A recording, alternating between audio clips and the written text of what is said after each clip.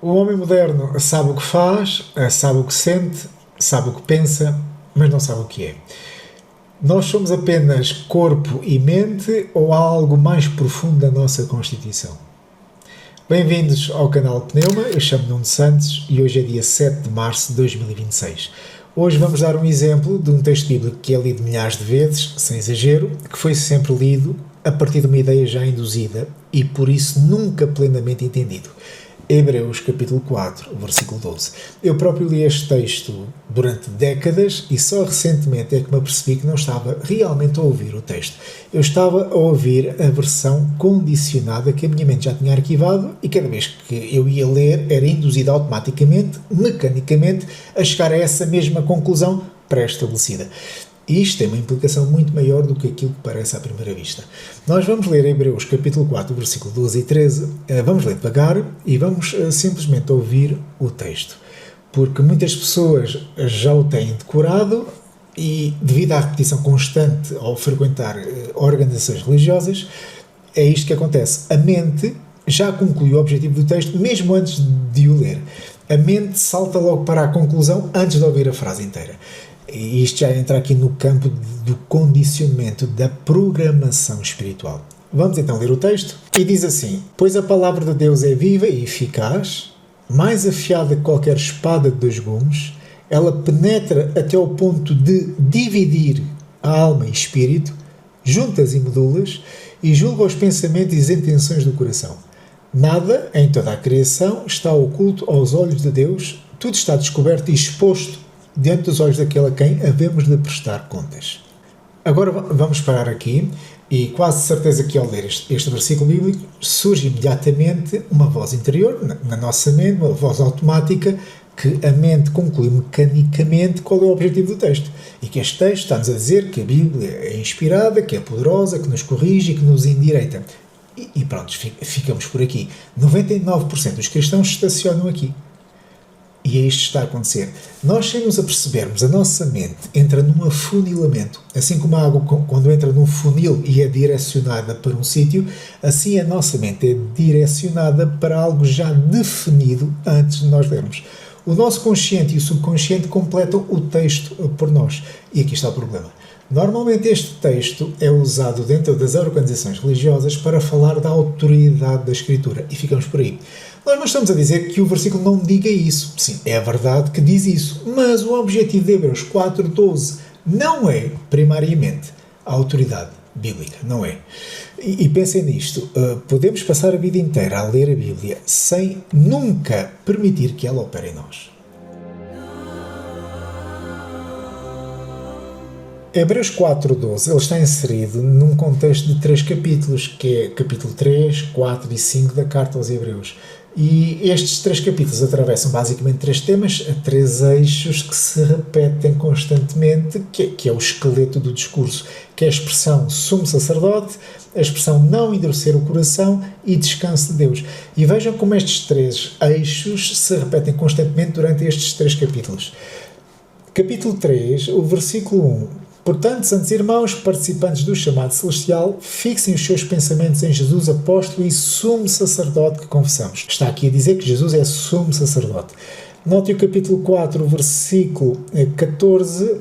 Portanto, visto que temos um grande sumo sacerdote que adentrou os céus, Jesus, o Filho de Deus. Versículo 15. Pois não temos um sumo sacerdote que não possa se compadecer das nossas fraquezas. Capítulo 5, versículo 1. Todo o sumo sacerdote é escolhido entre os homens e designado. O versículo 5. Da mesma forma, Cristo não tomou para si a glória de se tornar sumo sacerdote. O versículo 6. Tu és sacerdote para sempre à maneira de Melquisedeque. E o versículo 10. Ser designado por Deus como sumo sacerdote. Não há dúvidas que o capítulo 3, 4 e 5 falam então de um sumo sacerdote. E o sumo sacerdote era o mediador entre Deus e o povo. E no antigo Israel, Moisés ocupava este papel de mediador. A carta aos Hebreus está a deixar bem claro que Cristo é um mediador superior a Moisés. E este sumo sacerdote tinha como uma das funções dele era oferecer sacrifícios. Nós temos isto no capítulo 5, logo no versículo 1, que diz que todo o sumo sacerdote é escolhido entre os homens e designado para representá-los em questões relacionadas com Deus e apresentar ofertas e sacrifícios. O sumo sacerdote oferecia sacrifícios. O que ele fazia era abrir o animal sacrificial, abria o animal, separava as partes e expunha tudo diante da sua pessoa. Correto? Esta é a expressão que se repete, sumo sacerdote. Há outra, vamos voltar ao capítulo 3, e a expressão que se repete é endurecer o coração. Notem, o versículo 8, não endureçam o coração. O versículo 10, o seu coração está sempre se desviando. Versículo 12, nenhum de vocês tenha coração perverso. Versículo 15, não endureçam o coração. Capítulo 4, versículo 7, não endureçam o coração. O versículo 11, seguindo aquele exemplo de desobediência. O capítulo 5, versículo 2, se desviam. Versículo 9, todos os que lhe obedecem. Desde o capítulo 3, 4 e 5, fala aqui sobre endurecer o coração. Porquê? Porque Israel tinha endurecido o coração quando andava no deserto e não entrou na terra prometida por causa disto. E o contexto destes 3 capítulos trata dessa advertência, o perigo de se repetir o endurecimento do coração. Este é mais um dos eixos destes 3 capítulos. Outro tem a ver com descanso de Deus. Isto é visto logo no início, o capítulo 3, o versículo 11 diz: assim jurarei a minha ira, jamais entrarão no meu descanso. O capítulo 4 foi deixada a promessa de entrarmos no descanso. Versículo 3, de entrarmos naquele descanso. Versículo 6, naquele descanso. Versículo 8, dá descanso. Descanso, descanso, descanso. Não há dúvida que estes capítulos falam então sobre esta necessidade de entrar no descanso de Deus. É necessário entrar no descanso de Deus pela fé obediente, sem coração endurecido. E o alerta aqui é alguém ficar fora desse descanso por endurecer o coração. Este é o esqueleto destes 3 capítulos. Sumo sacerdote, que oferecia sacrifícios, endurecimento do coração e descanso de Deus.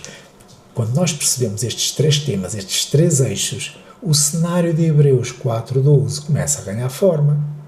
Porque Hebreus 4.12, se nós repararmos na linguagem deste texto, e os estudiosos trazem esta atenção, que está aqui uma imagem sacrificial implícita em Hebreus capítulo 4, versículo 12, porque lembra o trabalho de um sumo sacerdote quando ele prepara um sacrifício. O animal era aberto, as partes eram separadas e tudo ficava exposto diante do sumo sacerdote. Vamos agora olhar para Hebreus 4.12 e imaginando então um cenário de uma imagem sacrificial, porque é isto que os eruditos dizem, que está aqui implícito o trabalho de um sumo sacerdote ao preparar um sacrifício. O animal é aberto e as partes são separadas e tudo fica exposto diante do sumo sacerdote. Vejam o versículo 12. Pois a palavra de Deus é viva e eficaz e mais afiada que qualquer espada de 2 gumes. Quem é que vocês acham que se refere à palavra de Deus, que diz que é afiada como a espada de 2 gumes? Geralmente nós associamos à Bíblia, à Escritura, e não está incorreto. No entanto, alguns eruditos vão mais longe, que fazem uma leitura um pouco mais cristocêntrica, isto é, Cristo está no centro, e associam aqui a palavra de Deus a João 1.1, quando diz que Jesus é a palavra, correto? E depois fazem a associação corretamente com Apocalipse capítulo 1, versículo 16, o 2.12 e o 19.15, em que fala que Jesus, da boca de Jesus, sai uma espada afiada de 2 gumes. Notem que a linguagem é a mesma. Palavra de Deus, mais afiada que qualquer espada de 2 gumes. E Cristo é a palavra de Deus e sai da sua boca uma espada afiada. E lá está, a leitura talvez mais correta deste versículo tem a ver com a necessidade de nós unirmos estas 2 figuras, isto é, Cristo é a palavra pessoal, ele é a pessoa, a palavra, e ao mesmo tempo aquilo que sai da boca dele, a palavra proclamada, a escritura inspirada que julga, que corta. A voz de Cristo corta e o instrumento de execução é a própria Escritura Sagrada. É por aqui que sai o discernimento que chega até nós. Estamos a ver já a imagem montada. Imaginem Cristo, então, num altar, tem a espada que sai da sua boca, que é a palavra, e obviamente tem que haver um sacrifício. Quem é colocado no altar para sofrer o golpe do sumo sacerdote do Cristo? É quem é, porque diz aqui que ele está com a espada empunhada. Quem é? Obviamente que Cristo não atua sobre animais, Cristo atua sobre pessoas. E cada cristão genuíno, ele é descrito como uma oferta diante de Deus. Se nós formos ver Romanos 12.1, o que é que diz? Apresentai os vossos corpos como sacrifício vivo. Isto é, O corpo de um cristão é um sacrifício, é para colocar no altar para receber um golpe do Cristo. Mateus 16:24, o que é que diz? Se alguém quiser vir após mim, negue-se a si mesmo, isto é, sacrifique-se e tome a sua cruz. A cruz o que é? É um instrumento de execução. E siga-me. Isto é, a postura de um cristão, a vida inteira de um cristão é um sacrifício, é uma oferta. Então, quem é colocado aqui neste altar de Hebreus 4:12 é o próprio cristão que voluntariamente sobe para o altar. Ele faz isso de livre vontade. E então Cristo, com o sacrifício à frente, então ele empunha da espada e faz o corte, e conforme diz o versículo 13, depois fica tudo exposto, assim como o animal era sacrificado e todas as suas partes eram expostas, diz aqui então que o cristão fica completamente exposto. E esta expressão aqui, exposto, nós vamos abrir o Logos e vamos clicar em cima da palavra exposto e vai-nos abrir o dicionário de palavras no idioma original, e esta expressão transliterada é traquelizo, exposto, e significa literalmente agarrar e torcer o pescoço ou garganta, torcer o pescoço de uma vítima para a matar, revelar ou expor pelo ato de torcer. A imagem que esta palavra exposto transmite é quando um animal era preparado para o sacrifício. Isto é, a cabeça do animal era puxada para trás, o pescoço ficava exposto e então o sacerdote aplicava o golpe. O versículo 13 deixa esta imagem. Um cristão é um sacrifício com o pescoço exposto para ser então sacrificado para Deus. Em Hebreus capítulo 4, versículo 12 e 13, passa ao cenário sacrificial, é um ritual de sacrifício. Quem é exposto aqui neste altar de Hebreus 4, 12 e 13? É todo o ouvinte, é todo o cristão, aquele que crê ao ler a palavra, que se quer dedicar a Deus, mas corre o risco de endurecer o coração. Portanto, o foco de Hebreus 4:12 não é simplesmente dizer que a Bíblia é poderosa. Não é esse o objetivo principal, porque o foco é muito mais profundo. O texto está a dizer que cada cristão é alvo da ação do Cristo como um sacrifício a Deus. Este é o cenário, o objetivo, o foco de Hebreus 4:12, e não tanto para dizer que a palavra de Deus é poderosa e viva e que exerce poder nas nossas vidas. Não é esse o objetivo principal de Hebreus capítulo 4. A pergunta que surge é: por que razão, quando nós lemos Hebreus 4:12 ou quando nos lembramos deste versículo, pensamos imediatamente na inspiração da Bíblia, mas raramente pensamos em nós como um objeto desta operação divina? O alvo é o cristão. O foco principal não é sobre a natureza da Bíblia, não é esse o contexto. É a advertência ao leitor, como um sacrifício a Deus. Tu tens que sacrificar o teu ego, o altar onde o ego do cristão tem de ser examinado e sacrificado. Se é assim, por que razão, quando nós lemos Hebreus 4:12, pensamos imediatamente no poder da Bíblia? Porquê é que isto acontece? Porque é essa mensagem que nos é repetida constantemente. E porquê? Aquilo que acontece é que a parte B deste versículo é-nos ocultada. É ocultada, não, melhor dizendo, não é repetida. E se não é repetida, tem como consequência, não é retida. Só que esta parte B do versículo revela quem nós realmente somos como seres humanos, qual é a nossa constituição. E leva-nos ao ponto do objetivo deste canal. Se eu não souber como fui criado, eu não saberei como fui ou como sou manipulado. Nós vamos ler Hebreus 4:12 e quando lermos, temos que ter a imagem de um ato sacrificial em que o cristão está no altar. E notem, pois a palavra de Deus é viva, é eficaz e é mais afiada que qualquer espada de dois gumes. Notem, então temos que imaginar Cristo com uma espada na mão. E nós estamos lá no altar para ser então examinados pelo Cristo. Diz que a espada vai penetrar ao ponto de dividir a alma do espírito, juntas e medulas. Nós temos aqui algo muito interessante que está implícito no texto, que é a composição do ser humano. Está aqui a falar de alma e espírito e juntas e medulas. Começando por esta terceira expressão, juntas e medulas, isto retrata o corpo físico, o corpo material, e é retratado aqui por as duas duas partes internas do corpo humano, que são as juntas. Juntas são as articulações, os joelhos, o cotovelo, os ombros, os dedos, envolve cartilagens, tendões, ligamentos, por aí fora. Isto são então as juntas. A medula tem a ver com aquele tecido mole que fica no interior dos ossos. Eu, para chegar à medula, tenho que atravessar os ossos. Isto são duas expressões usadas para retratar o corpo físico. Isto é a parte física, juntas e medulas. Só que o texto diz também que existe outra parte no ser humano que é alma e espírito, e diz que alma e espírito têm que ser divididos. Há divisão. Se pode ser dividido, não é a mesma coisa. E notem que alma e espírito, isto já não é físico, já não é matéria, não é um produto do mundo material. Não existe fórmula química da tabela periódica que defina a composição da alma ou do espírito. Assim como, por exemplo, a água, H2O, dióxido de carbono, CO2. Mas alma e espírito não pertencem ao domínio da matéria, não estão na tabela periódica. Nós já não estamos a falar do domínio físico, já não falamos de matéria, estamos a falar da dimensão interior do ser humano, que já não pertence ao mundo material. Alma e espírito. Isto não é no mundo material. E o texto deixa claro que esta alma e espírito tem que ser dividido. Isto é, existe aqui uma distinção ainda mais profunda da vida interior do ser humano. Alma e espírito pode ser dividido. Isto acontece, faz-me lembrar um bocadinho aquilo que acontece com os átomos. Antigamente dizia-se que o átomo era indivisível, que era a parte mais pequena da matéria. Mas chegou-se à conclusão que não, que afinal existe uma estrutura interna, protões, neutrões e eletrões. Da mesma forma, a nossa vida interior, que não é física, alma e espírito, pode ser dividida.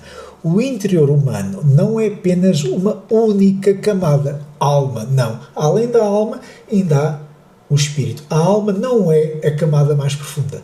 Existe ainda algo mais interior. E aqui a carta aos Hebreus diz que pode ser dividido, separado, porque não é a mesma coisa. O que é que este texto está aqui a dizer? Que Cristo, quando aplica o golpe da espada, quando a espada penetra, vai ao ponto de separar estes elementos diferentes, alma e espírito. A vida interior do homem é separada. São compartições diferentes. Resumindo, nós temos o corpo físico, que toda a gente vê, que é representado aqui pelas juntas e medulas, isto é, dimensão física, e depois temos a parte não material, que tem a ver com a alma, o meu eu, a minha mente, as minhas emoções, a minha vontade. Nós vamos falar nisto em vídeos futuros, mas a alma representa isto, o meu eu, a minha identidade, a minha mente, emoções, vontade. E depois existe uma parte mais escondida que tem que ser dividida no sentido de identificável, que tem a ver com a minha consciência, tem a ver com a minha intuição espiritual, discernimento e a minha comunhão com Deus. É na parte do Espírito. Por isso é que João 4,24 diz que temos que adorar a Deus e Ele quer ser adorado em Espírito e verdade. Notem, adorado em Espírito, não diz adorado em alma ou adorado em corpo, é adorado em Espírito. Porque o Espírito é a parte do nosso corpo que estabelece a ligação, é o elo perfeito com Deus. É no Espírito. Por isso este Espírito tem que ser dividido, separado e então entrar em conexão com Deus. O mesmo princípio aparece também em Romanos capítulo 1, versículo 9, quando o apóstolo Paulo diz: porque Deus, ao qual eu sirvo em meu Espírito. Paulo está a dizer que serve a Deus no seu Espírito, não diz na sua alma ou no seu corpo. Hebreus 4,12 fala sobre a necessidade de distinguir duas coisas diferentes, elementos diferentes, alma e espírito. Dividir a alma do espírito da mesma forma que um sumo sacerdote separava as partes do corpo de um animal no altar. A pergunta que fazemos é: por que razão é que isto nos é omitido? Porque é que isto não é repetido? Se não é repetido, não é retido e não está no nosso foco. Porque é que isto acontece dentro de organizações religiosas? Se nós não conseguimos discernir alma e espírito, não sabemos quem realmente somos. Há necessidade então de ler a palavra de Deus ao ponto dela dividir a alma e o espírito, porque não são a mesma coisa, são elementos diferentes.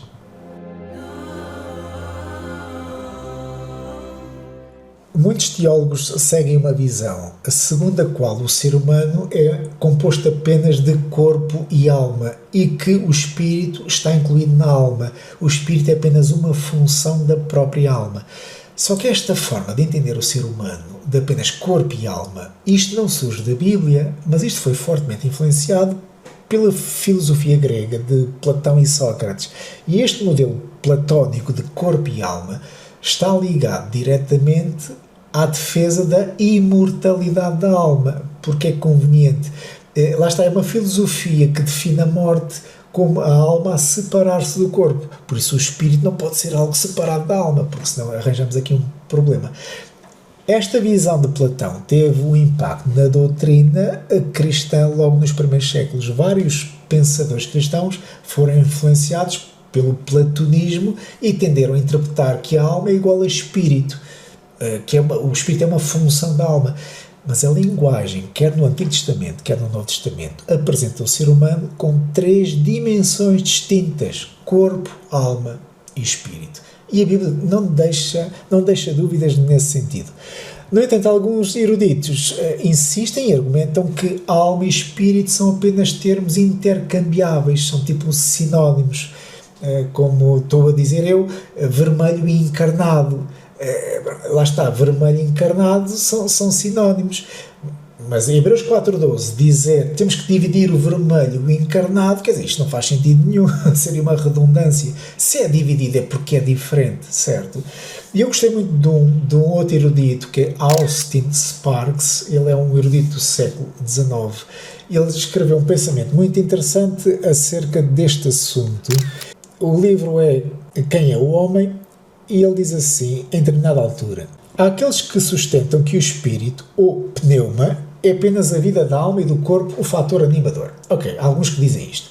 E notem o argumento dele mais à frente. Por exemplo, alma e vida são frequentemente termos intercambiáveis e repetidamente se diz que estas estão no sangue. A vida está no sangue. O sangue é a sua vida. Levítico 17, 11 e 14. E depois ele diz à frente, mas quando chegamos à questão de alma e espírito, não só são usadas 2 palavras distintamente diferentes, como também se afirma que são separáveis sem que nenhuma pareça. Eu gostei destes raciocínios que aqui estão. O primeiro raciocínio diz que alma e espírito podem ser divididos sem causar a morte do corpo, ok? Porque são divididos, são divisíveis. Hebreus 4.12 diz que são divididos. E quando é dividido, o corpo não morre, certo? São divididos sem que nenhum pareça, nem o próprio corpo morre. Por isso são diferentes. Segundo aspecto, a Bíblia afirma que a vida ou a alma está no sangue. Levítico 17, 11 e 14. A alma está no sangue. Então, a alma está no sangue. Mas vocês não vão encontrar nenhuma parte na Bíblia que diga que o espírito está no sangue. Não vão encontrar. A alma está no sangue, mas o espírito não está no sangue. São coisas diferentes. E lá está. Isto sugere que a alma pertence à esfera da vida natural e o espírito pertence à esfera da comunhão com Deus. É uma dimensão mais profunda e mais elevada, que não está ligada à biologia direta do corpo. A alma, sim, a alma está no sangue, conforme diz Levítico 17:11. O espírito não se afirma tal coisa. A Bíblia nunca diz que o espírito está no sangue. Pelo contrário, quando a Bíblia fala do espírito, por exemplo, em Eclesiastes 12:7, diz que o espírito volta a Deus que o deu, certo? Em João 4:24 diz que Deus é espírito. Em Hebreus 4:12 diz que a espada divide a alma do espírito. Estamos a falar de coisas diferentes. E o argumento deste erudito Austin Sparks é precisamente este. A alma está ligada à vida natural do homem. A alma tem a ver com as nossas emoções, pensamentos, vontade, a vida natural. E essa vida natural está ligada ao sangue que energiza todo o corpo. Muito bem. Mas o espírito pertence a outra dimensão mais elevada, que é a faculdade de receber Deus no nosso espírito, o Espírito de Deus no nosso espírito. Um só espírito com o Senhor, sirva a Deus no meu espírito, adorar a Deus em espírito e verdade, certo? É o elo de comunhão com Deus, é o centro espiritual do homem. Por isso, alma e espírito não podem ser a mesma coisa, porque são 2 dimensões diferentes no ser humano. A alma tem a ver com emoções, vontade, intelecto, entidade psicológica. O espírito é o lugar de comunhão com Deus e é o lugar onde se dá um novo nascimento. Quem nasce do espírito é espírito, quem nasce da carne é carne. Agora, porquê é que isto acontece? Porquê é que há aqui uma tentativa de misturar a alma e o espírito quando são coisas completamente diferentes? Porquê é que isto acontece? Porquê é que este assunto nunca é ensinado dentro dos cultos das organizações religiosas? Hebreus 4.12 é apenas a palavra de Deus é viva e exerce poder. A segunda parte não se fala. Porquê é que isto acontece? A maior parte das guerras espirituais acontece entre a alma e o espírito dentro de nós. Quando se tenta fundir, mesclar, juntar alma e espírito, misturam-se aqui duas fontes diferentes de percepção, porque a alma humana, com os seus pensamentos, emoções, desejos, caprichos e vontade, é diferente do espírito do homem, que o espírito do homem é o lugar onde Deus se relaciona com ele. Quando esta distinção desaparece, tudo o que surge da alma, sentimentos, impulsos, ideias e desejos, pode ser interpretado erradamente como se fosse a voz de Deus. E aqui nasce um grande engano espiritual, porque a alma é o meu eu, o nosso eu. E o nosso eu, a nossa alma, está entre dois mundos. Está entre o mundo físico e o mundo espiritual. A nossa alma, por meio do corpo físico, os seus 5 sentidos, audição, visão, olfato, paladar e tato, com estes 5 sentidos nós temos acesso ao mundo físico, temos percepção do mundo físico e recebemos mensagens e estímulos do mundo físico, correto? Com o meu corpo, a minha alma tem percepção do mundo físico com os 5 sentidos do meu corpo. Mas a minha alma tem percepção do mundo espiritual por meio do meu espírito e das funções, dos sentidos do meu espírito, que é a comunhão com Deus, é a intuição, no sentido de discernimento espiritual, e a minha consciência. E estas funções do espírito têm acesso e percepção do mundo espiritual. E a alma fica entre estas duas realidades, entre estes dois mundos, e recebe influências destes dois lados. Agora, qual é o problema disto? É que se o espírito que está dentro de nós estiver morto ou misturado com a alma, a pessoa apenas recebe mensagens e estímulos do mundo físico, só porque o espírito está morto, está preso.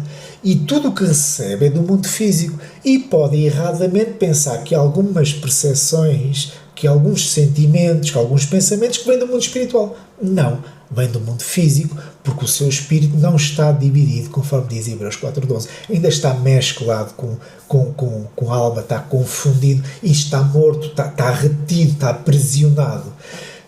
A alma, o nosso eu, recebe influências de ambos os lados e o nosso eu é afetado por estes dois mundos, pelos estímulos do mundo exterior, do mundo físico, e pela realidade espiritual que chega a nós através do espírito. Se o espírito for confundido com a alma, o homem torna-se facilmente instrumentalizado pelos impulsos da alma, pelos desejos, pelas emoções, pela imaginação da pessoa, pela vontade, e fica muito confuso na mente da pessoa. E a pessoa pode interpretar aquilo que sente ou aquilo que pensa como que se fosse uma direção divina, quando não é, são apenas estímulos da sua alma. Quando a alma e o espírito são confundidos, aquilo que nasce das emoções, nos nossos desejos, nos nossos pensamentos, que são pensamentos da alma, facilmente pode ser interpretado como a voz de Deus. É por isso que há necessidade de fazer uma distinção, conforme diz Hebreus 4.12, da alma e do espírito. Isto é fundamental, permitir que Cristo opere em nós e faça a divisão desses dois elementos que são diferentes, têm que ser separados porque eles são distintos. E esta divisão, embora seja representado como um altar, um ato sacrificial, isto não causa a morte do homem.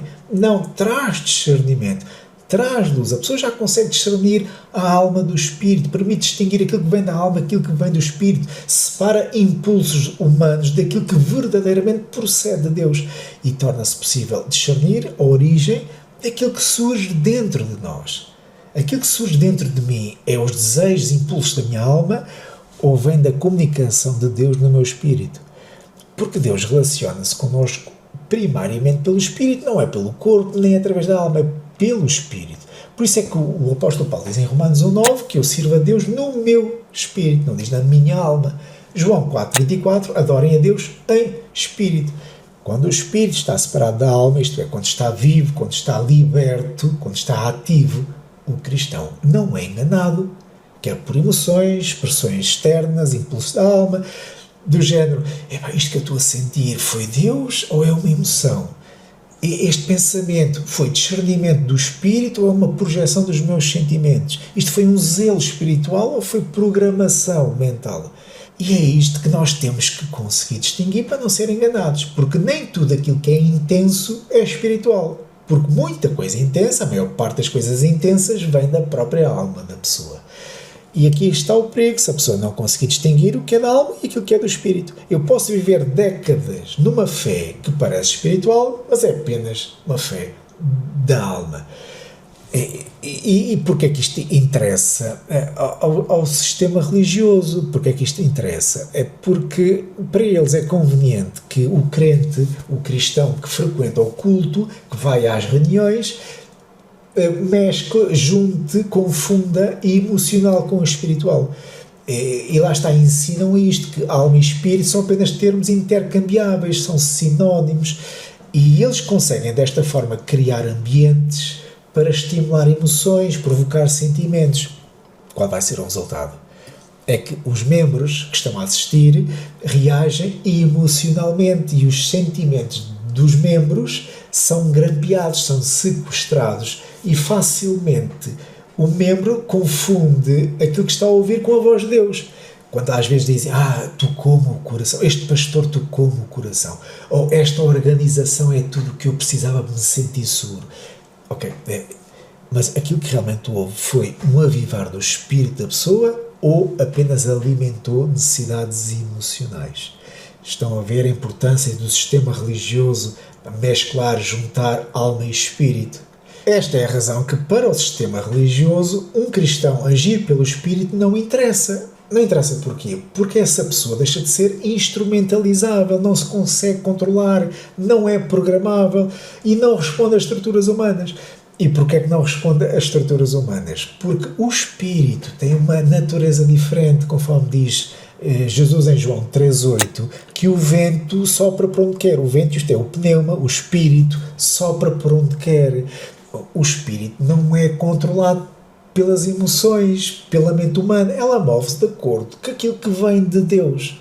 Por isso é que 1 Coríntios capítulo 6, o versículo 17, diz: mas aquele que se une ao Senhor é um espírito com ele. Aqui está a dizer que um cristão que está unido a Cristo em um só espírito não é instrumentalizável, não é controlado por ambientes ou palavras bonitas, sabe que não responde a estruturas humanas, porque o seu amo, o seu Senhor é Cristo e recebe a orientação do Cristo, não é por meio de ambientes criados. E como é que um cristão que está em união com Cristo tem esta percepção? Porque no seu vínculo com o Cristo, que o leva ao Pai, ele percebe por meio do seu espírito, por meio da sua comunhão com Deus, por meio das suas orações e a percepção que ele tem no seu espírito, da sua consciência, ele discerne a vontade do Cristo. E o seu espírito, depois de receber esse entendimento, a sua alma, isto é, o seu eu, a sua mente, processa a informação e entende. E depois de entender, pede ao corpo para reagir, para se comportar. E é assim que um cristão que vive no espírito, vive não de acordo com o exterior, mas de acordo com aquilo que vem da outra dimensão. Agora, quando nós não conseguimos distinguir a alma do espírito, não sabemos distinguir isto, ficamos vulneráveis ao engano. Não há nada a fazer.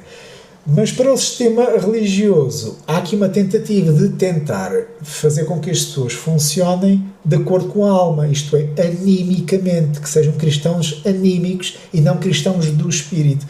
Isto vai lembrar o texto em Romanos 1, 9.